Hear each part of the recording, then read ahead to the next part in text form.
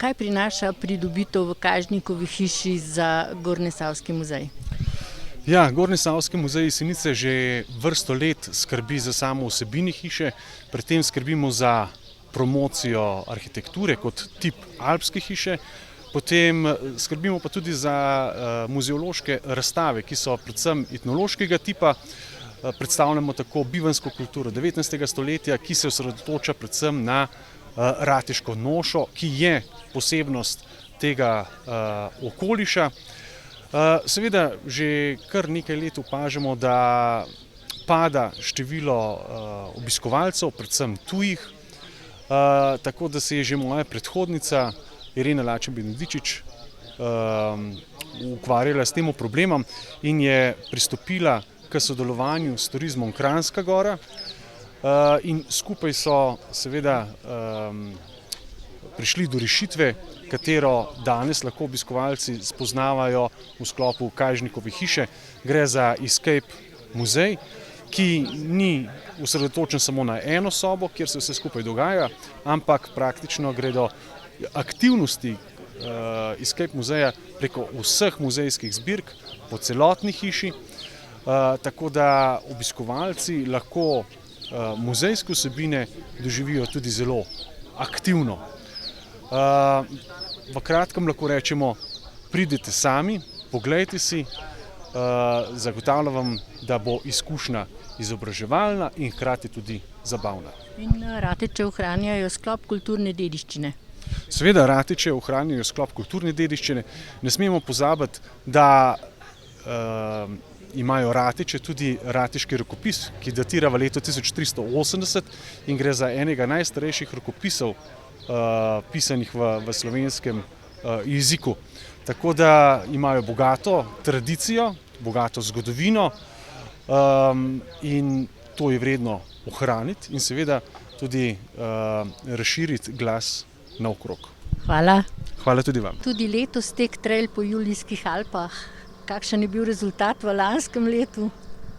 Ja, lansko leto moram reči, da je bila že zelo uspešna izvedba. Malo se je še poznalo, da je bilo bolj tako koronsko leto, tako da je bil mogoče kakšen tekmovalec manj, ampak vseeno že lani 1200 tekačev. Letos pa verjamemo, da bomo naredili še en korak naprej. Pričakujemo okoli 2000 tekačev.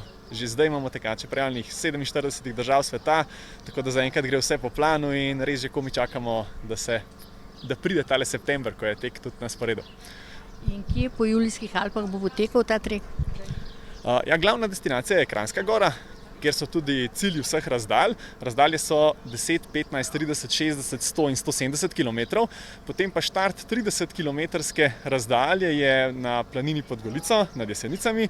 Potem štart 60-kilometrske trase v Žirovnici, štart 100-kilometrske trase v Radovljici in 170-kilometrske trase v Kobaridu v dolini Soče.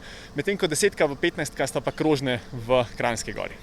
Verjetno je treba poplačati tudi neko določeno štartnino. Ja, štartnina je prisotna na vseh tekih, ta zavisi seveda od same razdalje, dražje so te seveda daljše trase. Je treba vedeti tudi to, da v bistvu na daljših trasah bodo tekmovalci na trasi tam v povprečju prek 30 ur in je treba za tekmovalce nekako poskrbeti za 30 ur, pripraviti cel kup okrepčevalnic. Kot zanimivost, recimo, postaja na Stolu, ki je na Prešernovi koči na Stolu, je treba tudi oskrbeti za helikopterjem, se pravi kar zahtevno oskrbovanje. Tako da ja, štartnina je prisotna in potem zelo zaniha od same razdalje do razdalje. Ja. In kdaj bo pravzaprav potekal ta tek?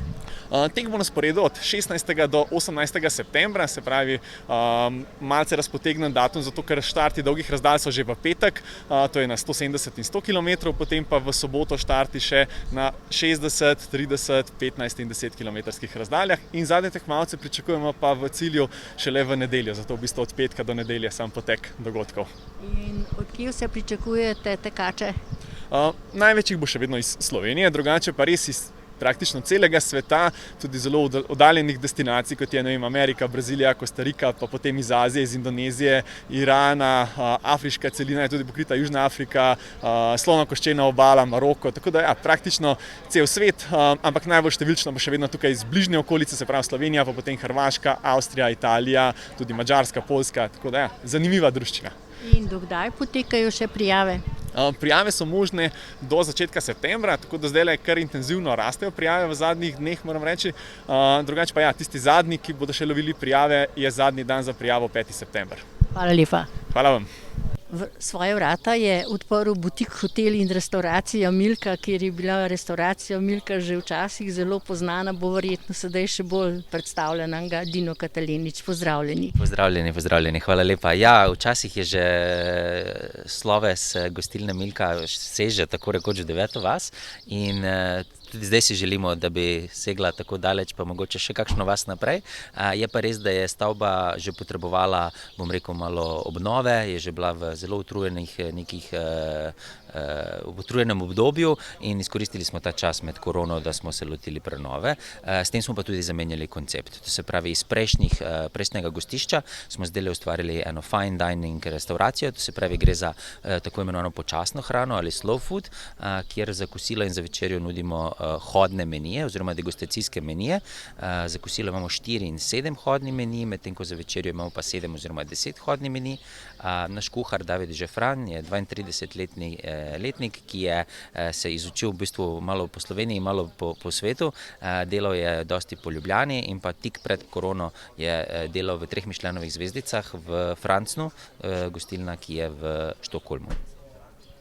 Imate pa tudi posebnost, vse imate iz keramike. Tako, ne vse keramike, to se pravi, kar smo želeli, smo vnesti okolje, v katerem se nahajamo, ki je čudovito, v prostor, v katerem se nahajamo. To se pravi, tako imamo tla iz kraškega apnenca oziroma kraškega kamna, iz 3 slovenskih kamnolomov, potem tudi recimo barjen nared, potem določeni elementi v restauraciji so narejeni na način. Potem imamo pa hrast, ki je po tleh kot parket, potem fasada, ki je narejena iz macesna, ki smo ga ožgali in pa ročno krtačili in na ta način drži to temno patino, ki je značilna za gorenjsko arhitekturo, hkrati pa ni potrebno barvati vsako leto in s tem v bistvu smo bolj okolje varčni, zaradi tega, ker ta barva potem ne pronica v podtalnico. Po drugi strani, kot to, kar ste pa omenili, keramika, smo pa se odločili sodelovati z slovenskimi artizani oziroma obrtniki in čim več, bom rekel, čim več te slovenskega znanja, tako kot se tiče recimo keramike, kozmetike in tako naprej, prenesti v naš hotel, tako da se lahko v bistvu s tem ponosno predstavimo svetu. In kako ste zadovoljni z obiskom v butiku in restauraciji Milka po tem odprtju? Evo, zdaj smo odprti šele 1 mesec, moram reči, da stvari grejo počasi, lahko bi bile polnejše, vendar smo zadovoljni zato, da glede na to, da smo se odprli tik pred sezono, glede na to, da še niso mnogi slišali za nas in da se moramo malo najprej odpreti svetu in Sloveniji in šele na to potem lahko računamo na bom rekel, bolj pogosto oziroma bolj popolnjene mize, pa bolj popolnjene sobe. Ampak zaenkrat delamo, trenutno imamo od 6 sob zasedene 2. Naši gosti trenutno so Norvežani in Američani, tako da tujci. Smo pa imeli tudi že zelo nekaj Slovencev. No? Počasi se odpirajo vrata. Tako je, počasi. Hvala lepa in srečno. Hvala vam. Kakšne novosti ste pripravili čez poletje v kranjskogorski destinaciji? Odpiramo jih poleti, pripravljali smo jih pa že kar nekaj časa, če lahko temu tako rečem. Prvo je prav gotovo vzpostavitev prometnega režima, ki ga kot občina smo ga nujno potrebovali in se je v bistvu z letošnjim letom izkazal za tisto, kar se je implementiral in pa tudi realiziral. Tukaj govorim predvsem za plačljiva prometna parkirišča po celotni občini in pa predvsem umestitev dodatnih avtobusnih linij javnega potniškega prometa, ne samo po sami občini, ampak tudi z povezavo med Mojstrano in pa samimi vrati. Kar se tiče same infrastrukture, smo izredno veliko naredili na vzdrževanju pa izgradnji novih sprehajalnih poti. Eno takih, ki je zaživela ravno v tem tednu, je povezava med Mojstrano in pa Jesenicami preko Hrušice. Res izredno lepa sprehajalna pot. Vredna sprehoda in obiska, ki je pa nekako še začinjena za izgradnjo nove ferate v Soteski Dobršnik. Poleg tega smo zgradili tudi nekaj novih sprehajalnih poti med Gozd-Martuljkom in pa Srednjim Vrhom in eno od teh je prav gotovo povezovalna tista, ki gre na novo gostinsko ponudbo za izgradnjo Brunarice na Karniše. Parkirišča so bila izgrajena v bistvu dejansko dodatna po celotni občini od Mojstrane, kjer se zdaj trenutno je ravno izgradnji počivališče pri bivši železniški postaji, ki bo povezoval potem naprej v Vrata, še parkirišče v Gosmartuku, ki so bila nujno potrebna, in pa seveda to veliko parkirišče izven samega centra Kranjske Gore pri bivšem hotelu Lek, ki sprejme okrog 250 avtomobilov. Tako da teh investicij lahko rečem, je bilo kar nekaj in mislim, da so bile nujno potrebna. Prav tako pa v tem tednu odpira svoja vrata RTC Žičnice Kranjska Gora, ki bodo ponovno zagnala bike park, ki je bil, lahko rečem, zdaj kar nujno potreben, ne samo obnove, ampak tudi nadgradnje. Nova Vrata se v poletjah vijejo kar velike kolone avtomobilov in zato strmite na tem, da bi uvedli 2 avtobusa, ki bi vozila v Vrata izmenično. Avtobusa že vozita od 1.7. dalje. Frekvenco bomo povečali na pol ure od 22.7. naprej do meseca avgusta, ko vsi pričakujemo tudi največji obisk. Je pa res, da smo že večkrat opozorili, da to ne zadostuje, če se prometni režim ne bo dejansko realiziral v celoti. To se pravi, ne samo to, da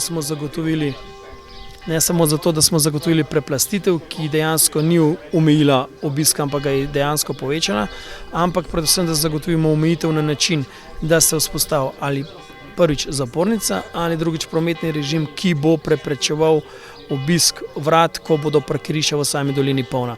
Nekako je za direkcijo obljubljeno, da bo signalizacija postavljena do 15.7.